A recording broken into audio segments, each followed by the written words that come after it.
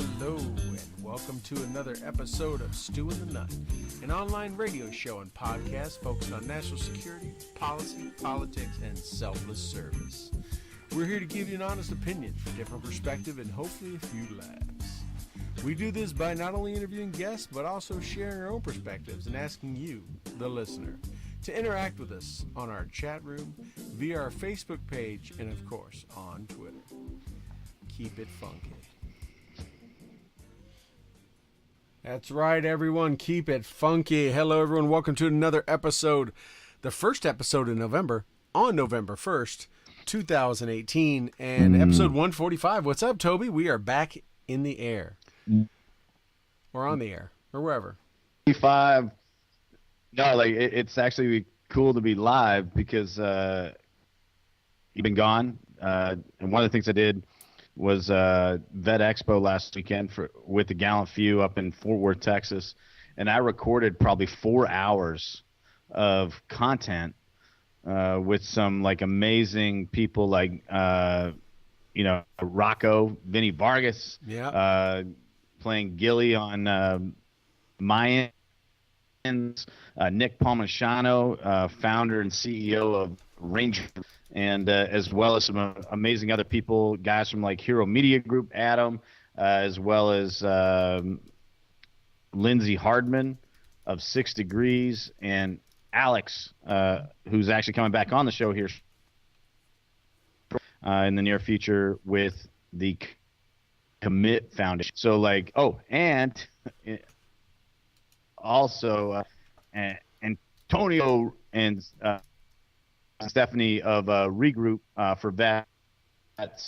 We did quite a bit of time with them as well. So some interviews that we're going to be piecing together for a non-live episode just for you. If you have not subscribed, you're watching us live right now, and you don't know what to do, get on the iTunes, subscribe to the podcast, Stu and the Nunn. Get on iHeartRadio. Heart Stu and the Nunn. That's right. You can support us that way, and that's where you can get this exclusive content that will not be live on the Twitch and the other stuff. But big shout out to Enlisted 9 Fight Company for always supporting us. Troy's rocking it tonight.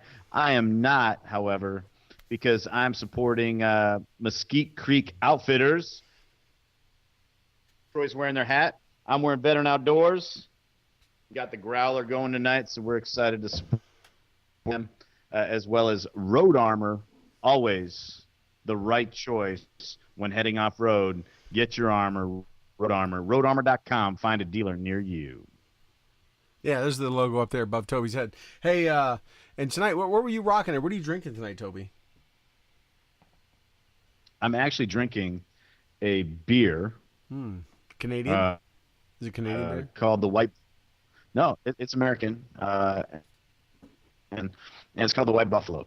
And I'm drinking it out of respect, for the albino buffalo. And maybe for buffalo. There's not many of them. But out of respect for Jack Eichel, who is the White Buffalo. Yes, nice shout out to my Sabres. And it's funny because we mutually. So everyone, we failed the other night. Yeah, well. So we didn't coordinate this. Yeah, we didn't coordinate this. We haven't talked about this. Just make sure I want to put that right out there, clear. Toby's showing some respect up my way to the northern studio, and I am showing some respect his way with some Garrison brothers. Not much left. Right. The greatest. It's got that big Star of Texas on it. With a little quote under it. Some say Texans are a little too proud of their state, but a little Garrison Brothers, a little bit left. I may finish it off tonight, but I am sipping on some as we speak. So mutual love, both ways, back and forth, left and right, north and south. That's it. That's how we roll. The wise words of the American songwriters. I ain't too proud to brag. There we go. Hey, we are right. A little TLC because Garrison Brothers might be the finest Texan bourbon out there. There we go. Hey, I'm getting a little bit of gaps in some of your audio, so you know. But just so you know, in case we have to do some changes. But hey, welcome everybody for jumping in the show. I see you in the chat room. I see you so far. It looks like just in Facebook chat, but I am watching all of our different chats across Twitch, Periscope, and YouTube because we have that technology. While you're talking, Toby, I'm getting calls attempts and text messages from a contact I've been working for a while for a guest we've been working for a while. And I'm like, Let's do it. And I'm getting like, he's Let's do home. it. He's like, he's home right now. Like, does he want to be on the air right now? Like, Let's find out. Yeah, I'm trying. Let's get crazy and find out. I'm trying to find that. So while I work that piece, Toby, we have a lot to cover tonight. Or we have a lot we plan to cover. That may all get derailed in a second. But let's get into. Let's talk a little bit about Vet Expo. You did a lot of videos. I haven't seen a lot. I saw the one with Vargas. I saw some weird one in a restaurant, which looked like you may have accidentally turned your phone on, or I don't know what happened there. But let's talk a little bit about that. Some of the things you saw, some of the people you saw, and some of the things you heard. So full disclosure, the Whataburger episode that if people saw that we probably should take down, I might have been drunk. I might have spent the remainder of that night in the trunk of an Uber with Nick Palmisano and Leo Jenkins. If you really want to see that, go on the Ranger Up page, and you'll see the live stream of Nick, Leo, and I in a trunk of a vehicle, while Vinny and the crew are like up front, in real seats. But yeah, Whataburger, middle of the night, nothing beats it. But Vet Expo, on a serious note, is run by the Gallant Few. Miss Bryant, who was on our show not too long ago, she's kind of spearheading that with Carl Munger, who's the founder and executive director of Gallant Few. Wonderful guy, great ranger officer, put together an amazing team. And under their greater umbrella, they have the Raider Project, which is Nick K. I can't say his last name. It's too Greek for me. And so I'm not going to disrespect it. He kind of does that. The Darby Project, which is, very ranger. So the Raider Project obviously is, very marine specific. The Darby Project is very ranger specific. Also under that is Vet Rec, WHAM, which is the Women's Project, as well as I'm missing one. There's a Native American project in there. Oh, I should know this, but I'm looking for a cheat sheet real fast. Wings Level, Medicine Wheel Society, the Darby Project, Raider Project, and Vet Rec, as well as the Ram Project. Those are all the things under the umbrella of Gallant Few. Gallant Few is an amazing organization, and Carl, Candace, the entire team, Zach, they do amazing stuff. At Vet Expo, what they did is they brought people in that were transitioning. It was sold out. In fact, they had to make extra space. They had room for 100, and I think they ended up being at 200 folks. And they brought in speakers. Surprisingly, I was asked to be part of it. I was the opening act. It was great, and a variant of message speakers being just like Griff, Griffin, the founder of Combat Flip Flops. Yeah, there were some serious movers and shakers in today's military. No, it was like social media space, right? Weakest link. Yeah, no. In influencers, I was by far the weakest link, but it was a wonderful time. People, everyone's message, and one of the things that like really convicted me, Kirk, on the first day, he And when he opened his speech, he said to the audience, he's like, "Hey, I want everyone to know here for sure, without doubt, that I love you, and because I love you, I'm the best me for the next 40 minutes." And he did. And I planned on partying pretty Saturday night. That was in my scope. You know, the parallax was set, and I was like ready to do some bear fights with Nick Palmer. That would not have turned out I was well. ready to get down. Yeah, I don't think that would turn out No, well. like, well, it depends on Depends on who's drinking how more. you look at it. Depends who's But, drinking like, more, I guess. Right. And that was like where my mind was at. He said that, and everything changed the world. I wasn't gonna phone it in. I was super convicted. We had a dinner that night where we raised some money, some great money for Gallon Few to help the project continue on. And immediately following that, like, I ducked out. I ducked out early and went back to the hotel. We were staying at the Marriott there in Fort Worth, right across from Texas Motor Speedway. And I went back to my room and I got into reading my message, rehearsing it. And I spent most of the night doing that because I really wanted to deliver something better. And the standard was so high. The standard was so high after that. And that's what's amazing is, like, you get around people like that, and you realize what's really at stake, and what's at stake is people's future. People's plan depends on the effort put in to inspire. I wasn't going to phone that in. And Candace being one of my best friends, Candace being one of the people I respect, like, I owed her the best me, and I owed everyone that audience the best. I tried to bring the heat. Yeah. I tried to bring thunder. If you go to vetexpo.com, that's VET big XPO, you'll be able to find it, and all the messages have been recorded for video and posterity's sakes, and you should be able to check messages. Guys that you should really listen to and check out the message of for sure: Griffin Flip-Flops, Kirk, The Power of Words. I also think that obviously Ross Patter, Dealing with Millennials, that was a wonderful message. Who was that? Your cutout was Surprisingly that great Ross? message. Was that Ross Patterson?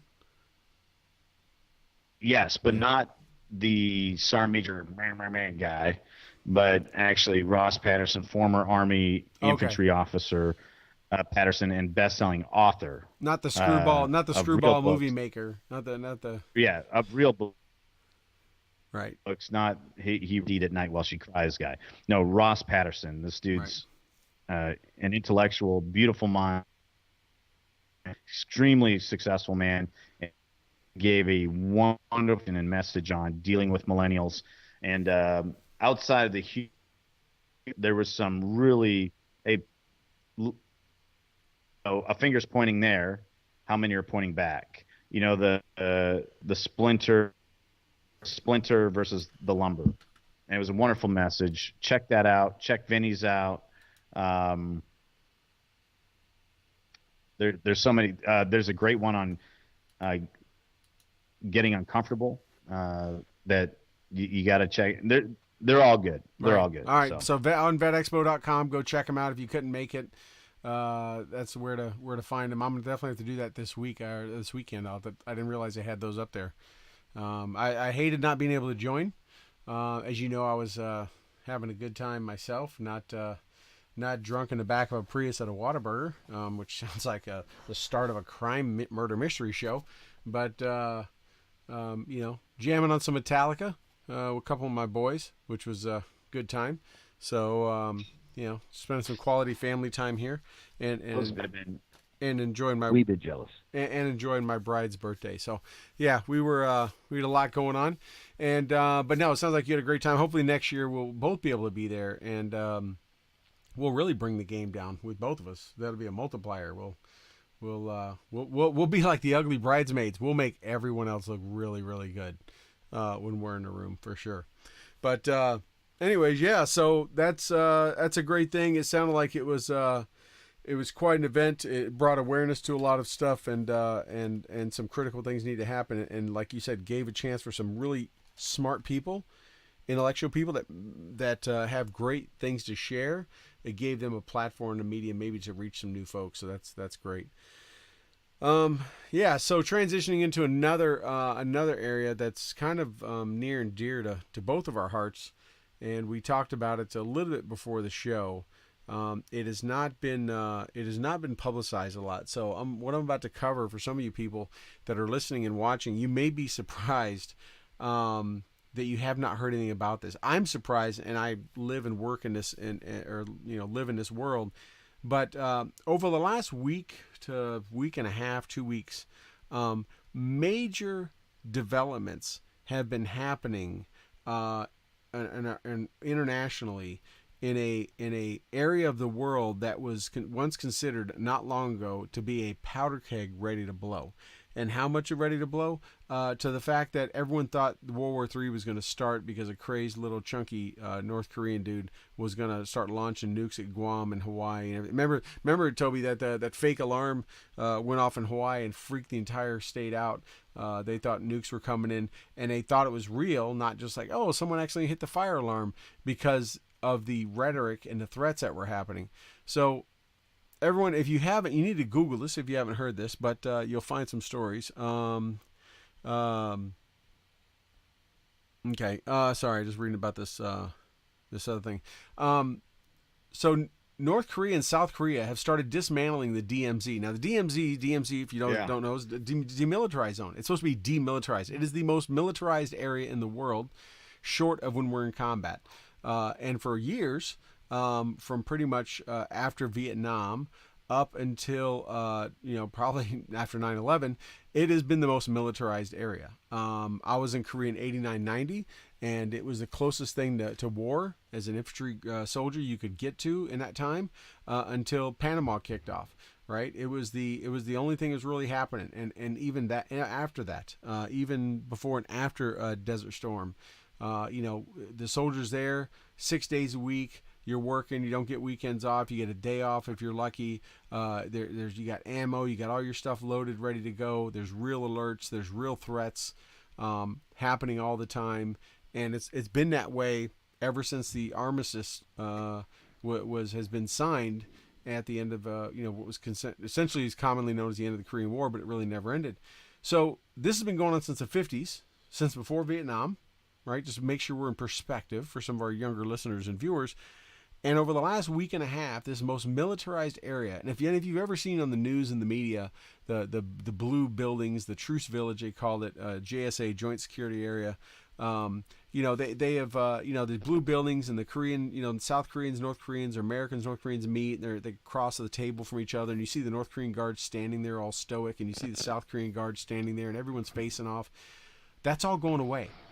And it all started going away in the last week and a half. Like, they are, what did you say, Toby? They pulled the table out. They removed the table. They shook hands. Yeah. So. Wow, your audio got really. This photo op. Hold on a second. Your audio got really loud. Like, blew my ears out loud. I don't know what happened. Okay, try it again. Oh, maybe everything got offset. Yeah. No, so they did this photo op with the generals, North and South, shake hands over the table as the negotiations have been for the last years. And like, people aren't seeing this. People are paying attention to this, and that's because the media are downplaying what's actually happening there. And what's really about it, this photo op where they this table, which is this famous conference room inside the Joint Security Area, the JSA, on the demilitarized zone, DMZ, and they did this thing, and then they pulled the table away and did another shot of them shaking hands.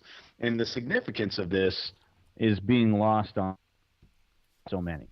One, because it's not being covered. This is one hugest, however you want to pronounce it, wins probably of yours in my lifetime. You and I have Yeah, talked about this in the past. we've talked over this You last and I couple of both months. served in Korea, Yeah, both worked the DMZ in Korea, and this is one of those things.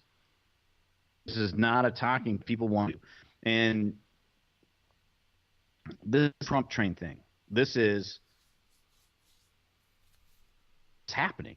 yeah. You and I This is talked about this a couple of months not a ago trade deal. when This it is not when it wasn't being an covered. Right, when President Trump met with them, and they were kind of, the left media was kind of, which is most of the media, was kind of pushing it down and making a big thing. Even though months earlier they were saying, don't call him Little Rocket Man. You're going to start World War III. The president's going to get us in the next world. We're all going to die. And then it was like, oh, he's making friends with him, but this guy's really a bad person. Why is he being nice to him? And now we have this. Toby, in mine and yours careers, which are well over, but well before our career started, and we did lifetime careers in the military. This has been going on. We had an axe murder there where American military were killed. We've had Americans captured. We've had North Koreans killed, South Koreans killed across that border. I was there in 89, 90. We had shots going back and forth. They were trying to kill us. We stared at each other all the time. We were on the brink of war, 24/7, 365. Within the last 12 calendar months, we had an incident not far from this location that we're talking about where they Swiss cheese the guy. Yeah. I mean, like, that dude tried making a run us and they Swiss cheesed him. And now we have 22 guard towers being torn down. Anyone that's listening or watching our show that's ever been to Korea, it's ever served in DMZ, understands how significant this is. I mean, this is, and we've talked about this before, Toby, as big, if not bigger, than the Berlin Wall coming down. And it's not reported on anything this week. Not even Fox, not anywhere. I picked up finally a good news story today on the AP about it, but none of the major outlets that are pushing into your screens every night are talking about this. This is as big, if not bigger, than the Berlin Wall. And because, we had a unstable leader with his finger on the button on North Korea that could have pulled the trigger anytime. His father, his grandfather have all been that way. And we're now at a point where they're evacuating this village, which was the most militarized area ever. They're pulling everyone out. The guards aren't there that you've seen videos and pictures staring at each other. The towers are coming down, and they're going to start having trade and people crossing and all that stuff. This, it's freaking huge. It's a game changer. No one's talking about it. And that's what is really sad, because this is okay. Put your partisans to the side. Put your thoughts on the president to the side. You and I both served there. You and I have both laid in our beds at night, got the alarm, and when I say the alarm, I mean the loud siren that goes off that says, "Here we go." Like, if you've been stationed in Korea, you know exactly what I'm talking about. But every time we run this drill, there's with the real world implications that it's actually happening. In Korea, submarines were run aground, command ashore, and made violence. There was a naval battle during my time there. There was on the DMZ. There were rounds exchanged. These are things that people don't know, people don't talk about. It reminds me of a speech from that movie, A Few Good Men, where Jack Nicholson says, you want me on a wall. People don't realize that this has been a way of life for 6 decades plus. People don't know, go to bed at night. When we were stationed in Korea, and those that are stationed there now, there's the reality that things could go horribly wrong, and all the artillery pieces that are pointed at each other. This battle plan has been laid out since 1952. 1952. Think about that. And now the guys and gals that are serving there, when they go to bed, they don't have some of the thoughts that we have. They have a process of hope that's in front of them that has not been there Right. in each one of our lifetime. In fact, it has not been the lifetime of our parents. Yeah. Yet, what's being reported and what's being talked about is not that. We're talking about crazy, pardon the language, we're talking about some crazy crap. We're talking about some stuff that's so irrelevant. It's so irrelevant. That's so infantile. That's so stupid. We're talking about the beer. We're talking about some of the most infantile shit, pardon the language, that you can imagine. Yet some of the greatest world peace, the most isolated country, militarized country in the history of the world, peace with us. Yeah. When I say us, not just the it's history of the you world, and S, not just United States, us. yeah, the most, like you say, the most militaristic, isolated country in the world. I mean, there's no country that's been doing this for 60 years. There's been no country that has been this isolated. No. Not Iran, Ever. not Iraq, not Ever. Syria. They not Libya. None of them have went this long being this locked down and this dark. I mean, you can go out there and look. There's pictures of from the space shuttle and Skylab and all the shit where they take a picture of the Earth at night and you see all these lights and you see North Korea is just black because they're just so poor, so impoverished, and like you said, hundreds of military artillery pieces pointed south, and the same thing pointing north. And the defense in depth has been built and continually improved, like you said, since '52. The bridge that you had to drive over, the one-lane bridge to get where I was stationed at, and that people came across one lane at a time, was completely wired with explosives. Where I was stationed between the DMZ and the Imjin River, we were commonly referred to from the day you got there as a speed bump, because they said if they ever come across that we had a couple different courses of action to take, and one of them was if you couldn't get across where that bridge blew and you couldn't get RB-15, you're dying in place, and try to do your best to slow them down. And you were told that. Now that builds some esprit de corps and builds some bravado. Blow it. Yeah, when you're 20s, you're like, yeah, Blow it. Right, we're gonna, but still there was that threat where you'd go to bed at night and you'd listen to North Korean propaganda coming across when because they got the loudspeakers pointed right our way. That's where I laid my head down every night, and many did before me and well after me, whether they did it for the whole year, they came up and did it for 90 days at a time. It didn't matter. The shit was real. You had claymores. You were locked and loaded. You had every mag full. You had, you could, as a young dumb private, could cause an international incident by just being stupid or just making a mistake. I mean, that reality was always there. And in the last week and a half, that is all vaporizing. 60 years being built is gone in the last week and a half. And it just astounds me, Toby, that nobody, I don't see Breitbart covering it hardly. I don't see Blaze covering it. Even the most ultra right sites, no one is talking about it. It's on small blips you see on the last page of something, and no one is understanding what this means. Like you say, they're worried about dumb stuff. They're worried about dumb stuff with nominations. Of course, everyone's worried about midterms. They're worried about a whole bunch of people trying to come up from countries they don't need to try to come to the U.S. That stuff is important, but that stuff is temporary.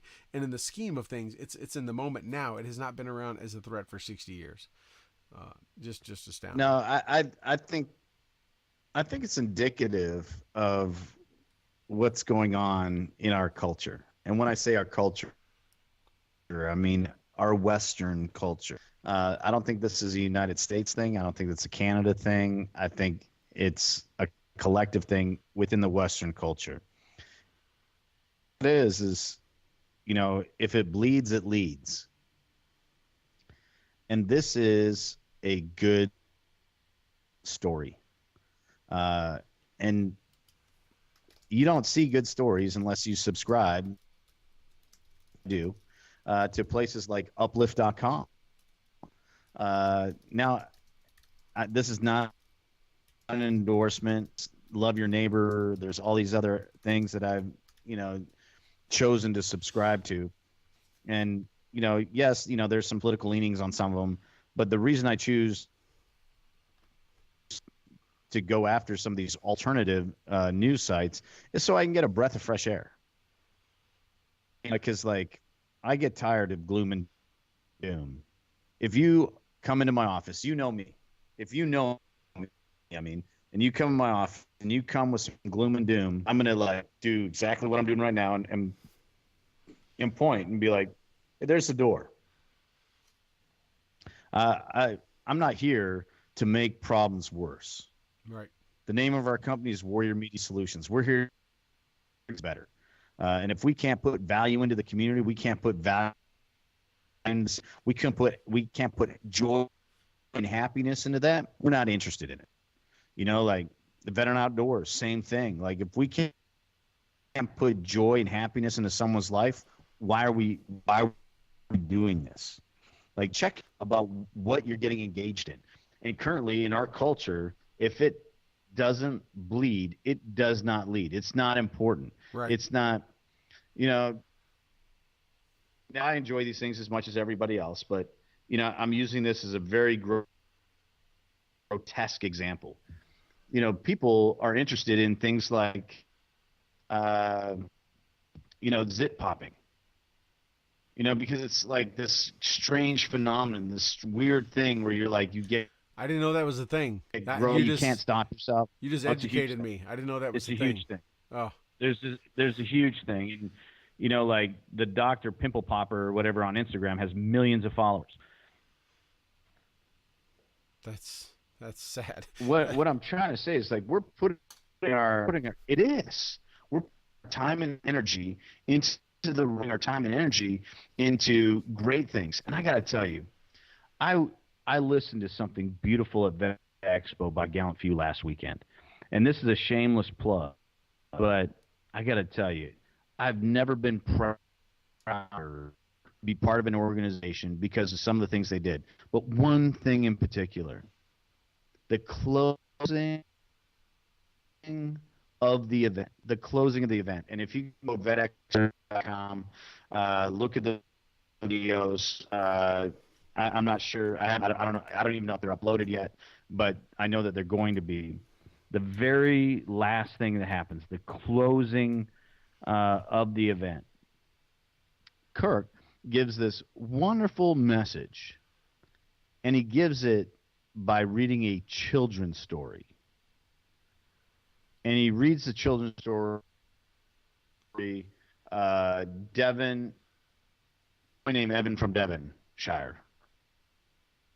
I'm screwing this up, but he read a children's story to the crowd about a young boy who wanted to do something good for his community. A monster came. He found out the monster, and he goes after it and he chases, and he ends up like beating it, by war of attrition. And all the knights of the time left, and he like rose up and saved his community. He wrote a children's story to the crowd, and it was beautiful because it was from the heart. It was so positive. It was talking about chasing your dragon, chasing your goals, chasing your enemy, chasing what you need to do to be successful. And it was so beautiful. We don't talk about that stuff. Right. There's guys out there like Gary Vee that are kind of getting after it a little bit, right? That's a good Gary Vee type message. But we don't talk about that stuff. What we talk about is like what angers us, what outrages us, what it's civility. Makes dude. We don't have civility, like our boy Matt says. Dude, you're absolute Matt Goss. Love my brother. I'm not part of Bros, but I'd love to think that he are Bros. Yeah, he's absolutely right. Yeah. Like civility, and think of something positive for a change. Instead of like going after all these other things. Like, it's so disappointing. It's so disappointing when I get engaged in conversations, when people come to, it's like, if you're not here to put value into it, anyone that complains about a problem, solution, they're an owner of the problem. Right. Speaking of Vet If you can Expo. bring a solution, Oh, well, sorry. you're the. Sorry, I didn't mean to cut you off. I just want to say I Go want to ahead. welcome Candace Bryant. She is in the chat room on Facebook. I want to welcome What? her. Yeah. So Candace, we've been plugging it. We're looking forward to the videos, Candace, from this last weekend. So let us know when they're up. But no, it is like you said, there's a lot of negativity focused on and things like that, and there's a time and place for that. Don't stick your head in the sand. Don't be an ostrich and ignore it by all means, especially if you got hair like Toby does. I mean, you don't want to stick that in the sand. You want that to be seen. I'm just saying. Hashtag, yeah, there's some jealousy. Don't be jealous, bro. Hashtag, there's some jealousy. Don't be jealous. But I am drinking Garrison Brothers just in case, so I make up for that. But just in case. Yeah. But yeah, so I mean, there's some stuff for that, but it does, like say, not harp on it, and it's not always just looking for the good news story, the cute little story, but just the stories of inspiration. I mean, there's news as good and bad, right? Just like correcting somebody, we are motivated by carrots and sticks. We're motivated by positive reinforcement and negative reinforcement. We've got to have an equal balance of both, right? We cannot ignore the bad things that happen in this world, because that's pretty much what one major part of our population does. They act like nothing bad goes happening and everything's just kumbaya. You got to face some reality. There's some bad people, or as the president says, some bad hombres out there. So you got to focus on that, but you don't harp on it. There's times you take, like the president did this week in Pittsburgh, where you take some time, and regardless of where you sit on a political aisle or whatever, there's moments like that when our country suffers, when our country sees evil show its face in the way that it did. I'm not Jewish, you're not Jewish, Toby, but it doesn't matter, right? The people of faith who were gathered peacefully, celebrating a positive family event, mowed down by the face of evil themselves. That's a time where we all come together, and great things for the president to take time out and go do that. Ask for the call for the flags, not ask, but direct the flags to be at half staff. Go up there, and shame on the 200 or so people that protested and yelled saying he's not welcome. Yes, he's the president of the United States, of which you live in. It just, you see things like that. There's times that you set that aside, when Steve Scalise was shot, and when of course he came back, where both sides of the aisle for a fleeting moment came together to welcome him back. I mean, there's we can disagree. We can not see eye to eye on everything. That's okay. That's what makes us the great country we are. That's also what generates creativity and inspiration and things like that, innovation.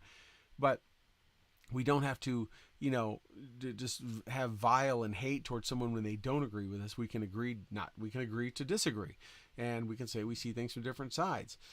That's the civility that Matt talks about. That's also the civility of what the First Amendment is about, which is civil discourse, which is the ability to have a conversation and be civil about it and not agree on it and offer points and counterpoints. That is what we have lost in this country. Well, let's unpack that really fast. We're talking about politicizing a horrible event. Like, what does that say about your character? Right. As a human being, that let there be no mistake. I've spent a lot of time in the Middle East, as have you, and with that, we've been on the receiving end of some religious hatred, violent targeting. But I got to tell you, if the mosque down the street got attacked like this, I wouldn't celebrate it. Right. Because these are innocent people that are being targeted because they believe something. And here in America, the very First Amendment, the number one article in the Bill of Rights, is that you have the ability to do that. What is it about your character if you celebrate that? And what is it about your character if you politicize it? Because that's, to me, like, it doesn't matter. It doesn't matter who you are or where you're from. If it's a school, if it's a mosque, if it's a temple, if it's a church. Like, what's the difference to what happened here in Texas that happened in Pittsburgh? A community got attacked. Innocent people worship got killed. There's no difference. Right, right. Or or in Nashville. Life is human life. Right, or in Nashville, or anywhere, and you know what, and Yeah. not even counting that, not even counting the Or rights, South Carolina. or South Carolina, Yeah. right? Not even counting the rights that we are afforded by our Constitution, but what drives us is, I know, and I'll say this for both of us, Toby, because I know how you believe too. What drives us in our faith, where we see all mankind are God's children, and regardless of the most hated, the Charles Mansons of the world, the Hitlers of the world, or the Mother Teresas of the world. Both every side of the spectrum, we are all God's children. Everyone in between. Not it doesn't mean everyone's going to heaven, right? Everyone, their faith that tells you what and what you believe in is how someone's going to get there. But even the atheists, right? They're still God's children. So there's no one that can even proclaim themselves a Christian that could wish or want that on somebody, right? And I would imagine that would happen the same for anyone that is Jewish, right? Because there's only difference. Let me give a quick theology lesson here for some of our listeners who don't know. The biggest difference between Christian and Jewish is they think the Messiah is still coming, and Christians think it was believe it's Jesus Christ, the Son of God, that is the Messiah that came back. That's the difference. They're still waiting. The Christians say he's already been here, right? That's why the Old Testament, both follow the Old Testament. It's when it changes in the New Testament. There's nothing in there that would say you would wish that on somebody. And you're right. Would they have done that prior to President Trump? Would they have been that way? I mean, did you see that when President Obama maybe visited someone that was attacked or whatever? Did they spew hatred? Did they do that kind of stuff? Or any past president? I can't think of any that anyone ever did that. And I can't think they would have done it beforehand, but they've gotten themselves so worked up that they're not in their right minds. They're not thinking rationally, logically, or with any kind of heart or sympathy, I think. I mean, to do that. Let the president come show respect, because God forbid if he didn't, you would throw him under the bus in a New York second. He came and showed respect. He took time out. He met with the rabbi. He paid his respects. And which normally you only see him do like on Memorial Day at the tomb and other things like that, or for maybe a politician passes away or something. But to me, it's as disrespectful, Toby, and I'm going to go out on a limb. I may piss some people off. That's as disrespectful as John McCain saying he wasn't invited. He's the president of the United States, regardless of who the president is, right? I don't care who it is. It's like, someone wants to come pay respects. You passed away. They don't care about all the history, and to do something like that is just, but the protest, and there's a couple hundred people acting like idiots. That's what this country's tired of. No, and that's the sad state, right? That we're so wrapped in the identity of whatever it is that we're overlooking some of these things. One being the most important piece. The only other peace issue that's globally on this scale is the Israeli-Palestinian conflict. And man, some great strides have been made there. Some amazing strides have been there. But people aren't talking about it. They're not talking about the fact that they just took a table away in a conference room, two generals that would have shanked each other 2 years ago. 2 years ago, shit, maybe they would have shanked each other. Maybe a year ago, dude. Maybe 2 years have been too much. Yeah, they would have shanked each other, even if they lost the fight, because it would have been the greatest glory that they could have got. The greatest glory could have got. Now they're hands. We're so wrapped up in some of this, this tension that's just, it's a construct. I feel like I'm talking like some academic from some liberal college, but the reality is a lot of this is just bullshit. We made this up. We put ourselves here. Yeah. We're not treating each other the way we're supposed to be treating each other. We're not using the golden rule. Right. It doesn't matter what faith you are. Treat people the way you want to be treated. I'm not. Yeah. I'm not gonna divulge you. We're gonna have a big announcement here in a few minutes here. But we got a big thing planned for next week. A big show planned, and Toby and I are bringing a lot of people in, and we're bringing people from all sides. and we're going to show everyone's going to get the same respect, and we're going to have a civil dialogue, and we're going to talk about, and it's going to be all be politics because it's next week, but that's what you do. Toby and I have a number of friends that see left, right, and center, right, and who knows what other areas there are, but I mean. It's be friends with them. We have some close friends of both mine and his that we know we would never walk in and punch the same hole in a voting booth, or maybe hold the sign for the same person, but we'll hug them in a second and do anything for them and put our arm around their neck and be there if they call, because none of the other stuff really matters. Toby, I just had this conversation with a couple friends the other day at the gym. And they asked me, they said, well, I just kind of came to my mind. I want to bring this up real quick. They kind of asked me, they said, you seem different, they said, than a lot of the other vets we see and the vets we know. They say, you seem so relaxed and you seem so you just seem different. And they're like, why is that? And I said, well, I'm probably older than a lot of them. I probably had more years in.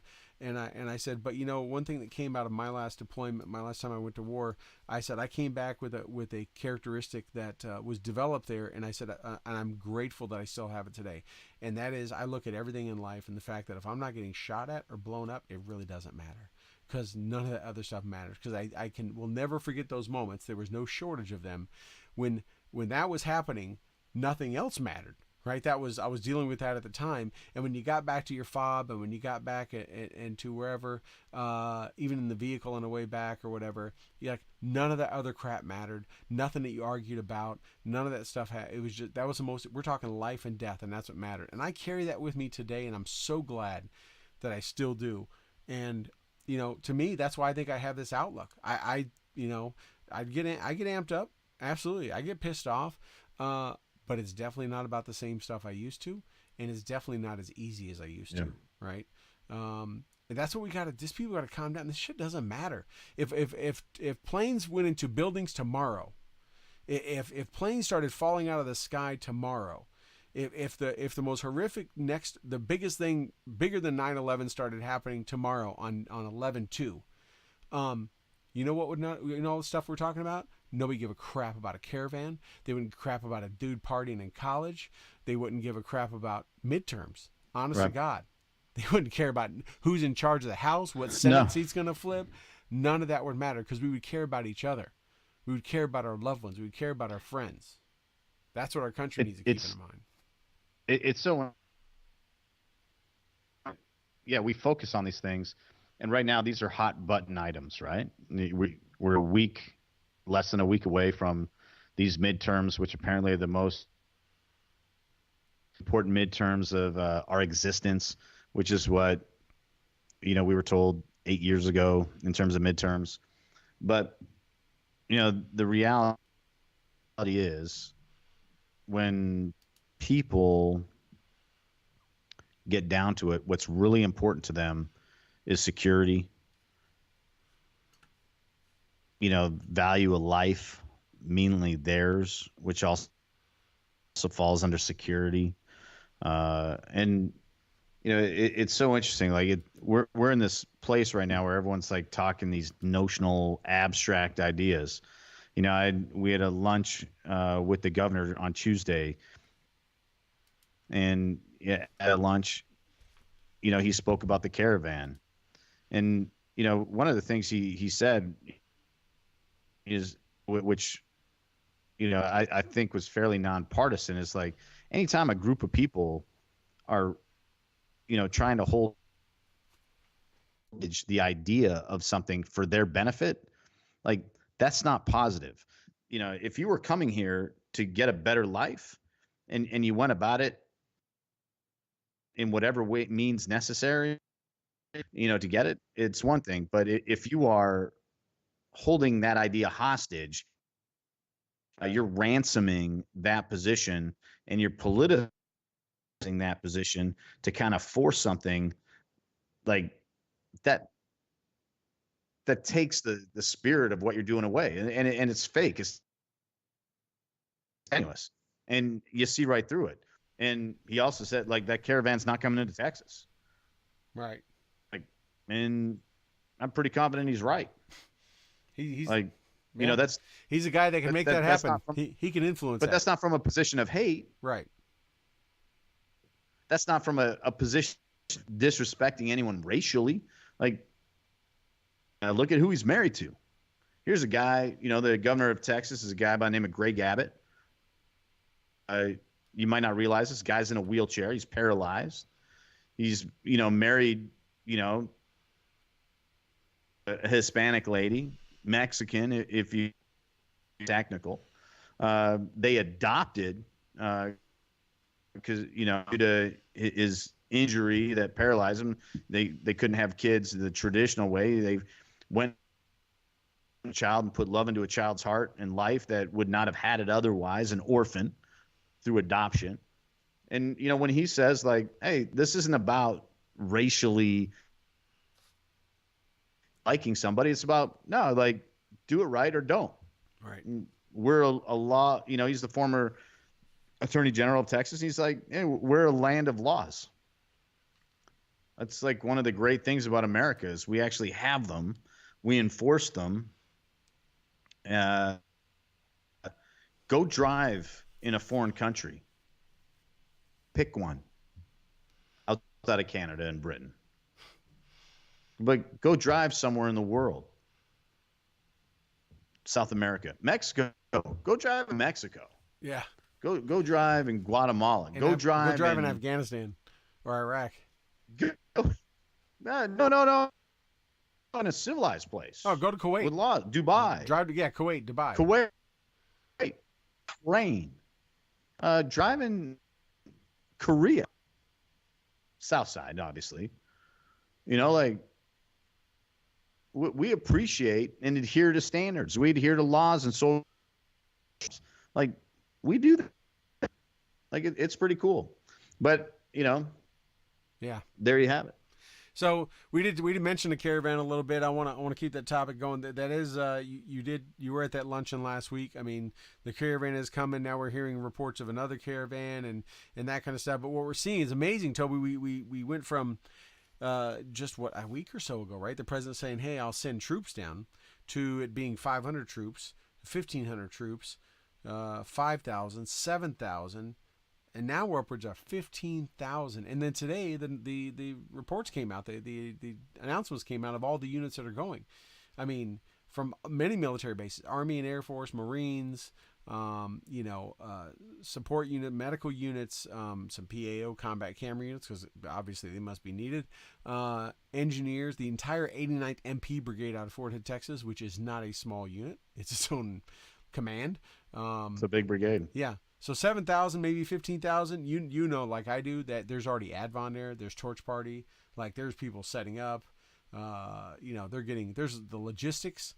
I'm not sure how they do logistics in this caravan, but when you move units that you move 5,000-7,000 people or something down, even within their own state, and many are coming from outside of Texas. I mean, there's laundry services, chow, where they're going to stay, latrine facilities. There's a lot. It's coming from, you got two former senior NCOs here that know there's a lot to support a platoon or company, much less 5,000 or 7,000 or 15,000 troops. There's contracts being worked. There's all kind of stuff happening, but I think they made it clear they're not messing around about this. This isn't what did Secretary Mattis say today? He doesn't play stunts. Right? He's saying a stunt. He's not into politics. That's the thing. It's like we're treating a lot of these items and a lot of these issues like they're political stunts, like they're not really happening. And I think that's what the biggest issues that people have with the president and the current administration. They treat this stuff like it's like some kind of PR issue, and it's not. No, like trade negotiations aren't a PR stunt. Is at the UN are speeches, like that's not virtue signaling. That's actually messaging. Like that's policy. Like today, hey, I'm not trying to yeah, right. I'm not like John Magnum passive PI aggressively trying to say something. Yeah, John Magnum when PI I'm telling you, like, today. hey, right, like exactly. When I give a speech, I'm not like hypothetically I would no, like I'm gonna meet you with a fire and a fury, like you have no idea. No, that's not. That's messaging. Like, oh, ISIS, you want to attack us and you want to hide and you want to like do something in Afghanistan, and I have the ability to do something about it. It's the mother of all bombs. We built it for this occasion. Enjoy. Right. Or Like, you want to go run to Pakistan? We'll come get you there. Stop. We'll come get you there and not even risk a human life to do treating whatever it might be as a PR stunt, because it's that what it is. That's a good point. This whole caravan thing, all these different things, they're not PR stunts. This is real world, real things. Stop looking at it like this, like Facebook trick or Apple thing, like to get you to buy a new phone. Yeah, it's not clickbait. Like, this isn't a PR stunt. Yeah. This isn't clickbait. This isn't getting you to like find out why the royal family needs to do something different now that Meghan Markle's in it. 18 different clicks. No, this is like, what's up? And this is reality.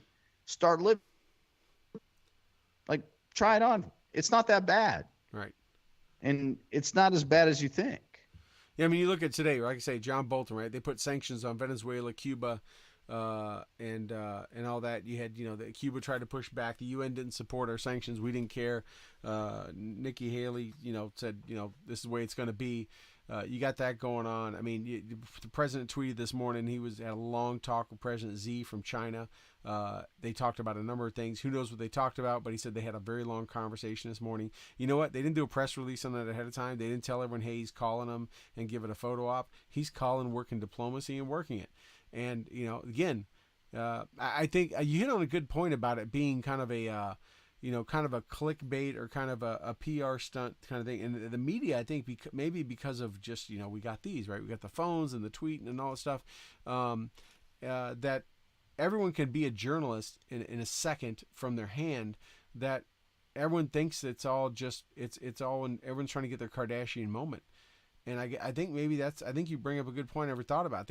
I think people are losing sight that this is national, foreign, international, serious policy and actions happening. When the president says, hey, I'm thinking about doing an executive order because the 14th Amendment doesn't read the way you think it reads or the way everyone thinks it reads or should read, I'm thinking about doing an executive order and saying I'm changing how birthright citizenship happens.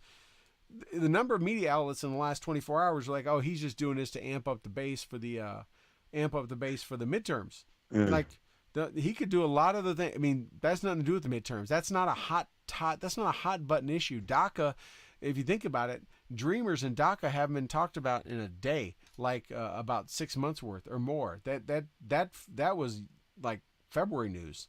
That isn't modern. That's not a hot thing right now. Yeah.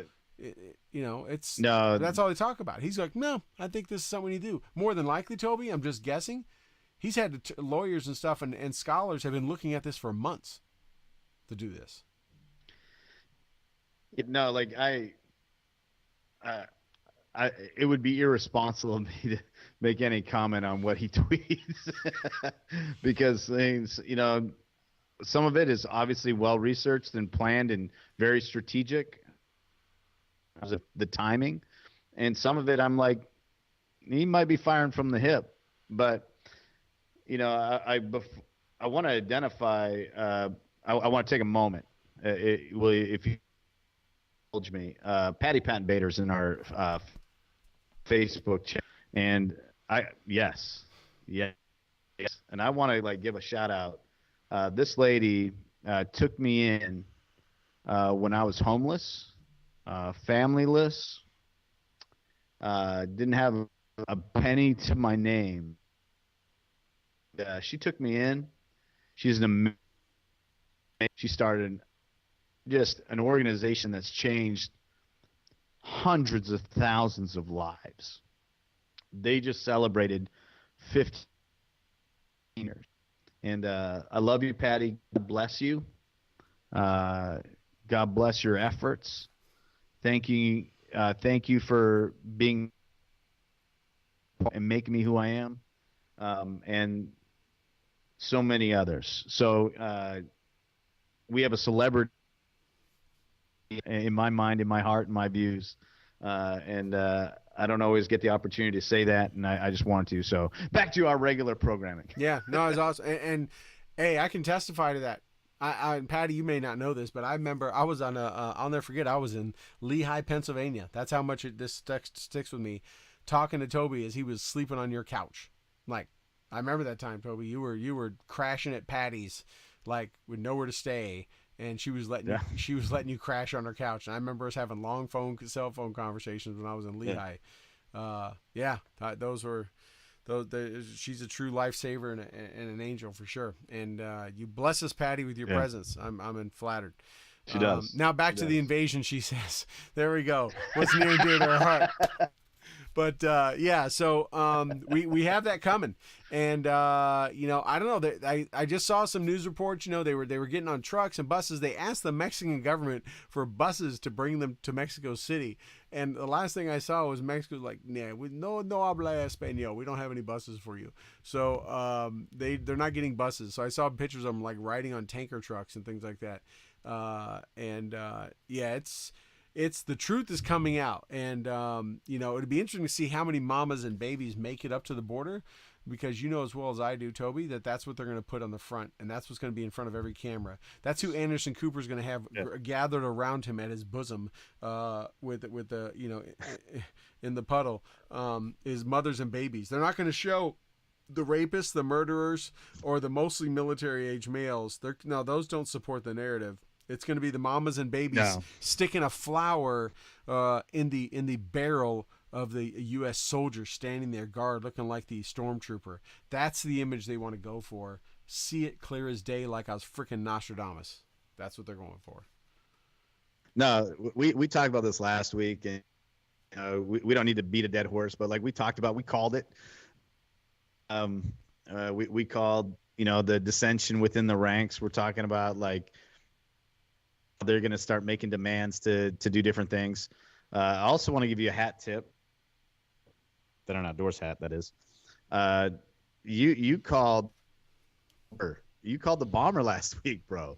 You were like, like when it happened in Austin, I think I want to say I was fairly close to what was going down. But you called the bomber last week. You said it's going to take this amount of time. I gave it a little bit because I figured they were going to try and like drag out a news line. But no, you called it within 12 hours, which is what if you hit back before you can go. Yeah, I was a little loose. I felt it would be within a day. I thought it'd be by Friday, but if you remember, I was kind of like I was like, I'll give it before Sunday. I kind of loosened it up a little bit. Maybe they won't, but when they said they were zeroing in on Florida, I did. I was like, they got them, and I was like, I'll say by Sunday before next week starts. Yeah, I was the next morning got up. I'm like, boom, okay, yeah. That's kind of I was really thinking by Friday. I figured they don't tip their hat. They don't leak that crap to the press unless they are about ready to, like they're stacking outside the door. They got the 4-man stack, and those boys are swiveling back and forth doing their 3 count. That's what I figured was going on. But yeah, just gut intuition. Wow, that's a whole other interesting story. We didn't cover that tonight, and we won't get a chance to cover that tonight. But there's a lot to unpack there, and there's a lot still to find out and see. But what I do want to do, I want to talk about 2 things, Toby, as we start to wind down a little bit. I want to talk about next week, and I want to talk about hopefully the weekend. Yes. So our listeners and viewers have dropped a little bit, probably because they think the show's ending. It's a little over an hour, so we're gonna have to put up a post about this too. But for those of you that are still on, or listen to this after the show's over and before the post goes up, you'll know next week's show is going back to just for next week only, back to what our normal night is on Tuesday. It'll be next Tuesday, November 6th. Now, you may be saying to yourself, why November 6th? That date sounds so familiar. It just happens to be the date of the midterm elections. Probably the most significant and watched midterm elections that I can ever remember. They have the most meaning. There's the most hype and everything about them. So we are going to do a special election night show on Tuesday night instead of Thursday. Toby and I are going to start at a normal time at 8 o'clock. We are going to run a couple hours. We have a lineup of guests. We are working them, and we will publish that guest list later, probably within the next couple days. But let me tell you, some old ones, some old favorites have been on this show. Some new people have never been on this show. All with political insight and savviness that bring different perspectives, left, right, and probably some center. So we're going to have multiple guests on back to back. We'll have gaps in between for Toby and I to do reflection on it and talk about and do our own analysis. But we're going to, it's going to be it's going to be some challenge. We're going to be bouncing back and forth, calling people in and out of the show. But next Tuesday evening, the night of the midterms, all the channels are going to be covering it all day long. They're going to be counting down the clocks. We're going to be going on 8. The first polls close in the East Coast in a few states like Rhode Island, Connecticut, and a few at 7 p.m. Eastern. We are going on the air at 8 p.m. Eastern. We're going to start covering some of those key states. We're going to be talking to these folks. We're going to be watching results with you. And that'll be next Tuesday night, November 6th. We don't know where to go. 2 hours, Toby? Maybe 3. We don't know. So as long as they let us. Yeah. So tune in. We'll be broadcasting across all of our mediums like we are now, right? Periscope, Twitch, Facebook, YouTube, iHeartRadio, Spreaker, Spotify. I don't think I missed anything. iTunes, right? Everything. So be sure and tell your friends if you want a break from the talking heads that you normally see on TV and you want to look at these two ugly talking heads, we're going to be sporting our best and brightest VO hats, I'm sure, and our Enlisted 9 shirts. Mm-hmm. I may even decorate up my office some. I think I may throw some different flags up and do some things. We're going to make it a special night. So next Tuesday, November 6th, election night coverage show. You've heard it here first. If you're still watching and listening, you'll see a post about it later, and you'll see the guest list coming out. We're very, very excited about this. So that's one thing. The other thing is, Toby doesn't even know all this. This was happening during the show. I was working it back and forth. I'll hopefully firm this up tomorrow. So Saturday, November 3rd, is the 98th birthday of a guest we have been working for a while, who I hope to have on November 15th. He is the last surviving member of the Battle of Bloody Ridge. 98 years old. He's turning 98 this Thursday. Oh my! What an honor! This Saturday. I'm sorry, this Saturday. I'm going to try to be. I should be talking to him tomorrow. There's a possibility I may be with him in person when we do the show. I'm trying to work that, but of course, his schedule's his schedule, and hopefully we make it work. I'm going to try to because next week we're doing a special election show, so I'm going to try to do it the following week, which would be the 15th of November. You can bet that we are going to promote and push this, and we want your help to do that to everywhere. He is the last surviving member of the Battle of Bloody Ridge. He is 98 years old. He's a great interview. He is ready to talk and remembers everything and all that kind of stuff, just like our good friend Laurel F. Bruner. But this is from a different battle, different time, and I am so excited and stoked. We have been working this for months to make this happen. This is a once in a lifetime event. And probably the last of anything like this we'll ever be able to do from someone that, and not just his battle because he's the last one, but of just that era. There's not many left. We know that. So really, really excited to do that. Toby and I have told you guys many times that we're working on exciting guests. This is one of them. This is one of our bigger ones, as you can imagine, right? You probably don't know his name. You probably won't know his name until we announce it. But that's okay because they were the silent warriors that went out and did these things. But he's the last of them. And when we're done with this interview, you're going to know him. I guarantee you're going to laugh. You're going to cry. It is going to be something you're going to want to be there for live. But of course, if you can't, you can always catch it after the fact. Anyways, I wanted to get those two big things out, Toby. Okay. I'm excited about next week. It's gonna be cool. Yeah, I think it's just fun for you since you're the tech guy. Yeah. But to know that we're gonna be able to not just get some moments in time of this, but we're actually gonna be able to record it and document it.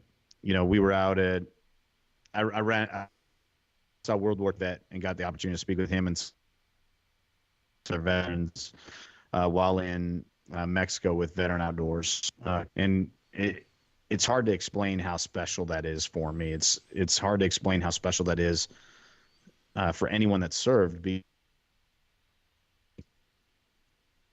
They're dying at 600 a day. I think is the latest number. Yeah. We're running out of them, and it's important that we get time and we document it.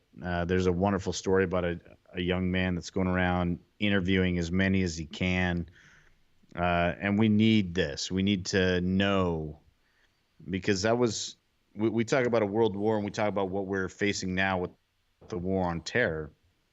Different animals. I enjoy English. I took German in school. I took French in school. Man, I really like English. And we need to show gratitude, and we need to document. We need to honor. So, yeah.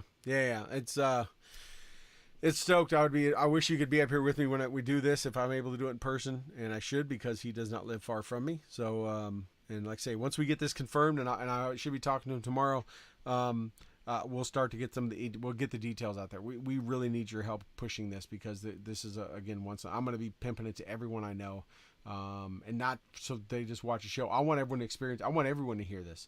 And like always, you can text the show 512-361-1178. You'll be able to text the show during that interview if we can get stuff in. I don't know how long we're going to have, but either way. And next week, same thing. Be texting us. We got some big names, and we're excited about doing this special election show. We've been talking politics for a while, Toby. I feel like we've been talking it since 2016, but we ramped it up real heavy at the election time, and it's been 2 years. That's I can't believe it's been 2 years since the presidential election, because that seemed like that was flipping yesterday. So we're kind of excited. We've kind of pushed off some guests because there was so much to cover, and there's a lot to cover. And just like after the presidential election, after next week, we can hopefully get back to some normal kind of guests and stuff like that, and maybe take a break from some politics. I hope, but who knows in this country? Who knows? So. Anyways, with that, Toby, we covered a lot tonight. Anything else you want to hit on, my brother? No, man, I am good. Okay. I am good. All right. Well, glad you made it back from Prius with Nick and a Waffle House, or it was an Uber. It was it was larger than a Prius. Okay, but still comfortable. Yes, I bet it was. But I can't wait to see the videos up on Vet Expo. I can't wait to see some more of your stuff put up. And everyone, be sure you join us next Tuesday, not Thursday, next Tuesday, November 6th, a special election night show starting at 8 p.m. Eastern, 2000 hours for those of you still in the military. And be sure and join us. I'm not sure what we'll be drinking. I'm sure I will be, though, because it's going to be that kind of night. And we're going to have some laughs, because we got some good people joining on. We're going to have some serious political talk and analysis, too. So with that, I think we're ready to bid everyone adieu. Would you say, Toby? And get everyone good night? All right, everybody, you guys have a great one, and we will see you next Tuesday.